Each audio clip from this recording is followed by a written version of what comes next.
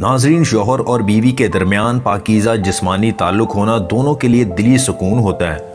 اگر کوئی عورت جسمانی طور پر موٹی ہو یا پتلی ہو، لیکن دونوں عورتیں جماع میں ایک جیسا مزہ دیتی ہیں، لیکن بڑی اور موٹی چھاتی والی عورت جماع میں زیادہ مزہ دیتی ہے۔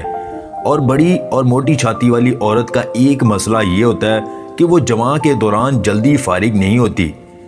آج کی اس ویڈیو میں ہم آپ کو بڑی اور موٹی چھاتی والی عورت کو جماع کے دوران جلدی فارغ کرنے کے 2 آسان اور بہترین طریقے بتائیں گے، اس لیے ویڈیو کو آخر تک لازمی دیکھیں۔ السلام علیکم، دیسی ٹپس پوائنٹ کے تمام ناظرین کو میری طرف سے خوش آمدید۔ بڑی اور موٹی چھاتی والی عورت کو جلدی فارغ کرنے کا آسان طریقہ ایک یہ ہے کہ اس کی چھاتی کو منہ میں لے کر چوسا جائے اور اس کے نپلز کو زیادہ سے زیادہ چوسا جائے، کیونکہ چھاتی چوسنے سے عورت بہت جلدی گرم ہو جاتی ہے اور جماع کے لیے تڑپنا شروع کر دیتی ہے، یہاں تک کہ عورت دخول کرنے سے پہلے ہی فارغ ہو جاتی ہے۔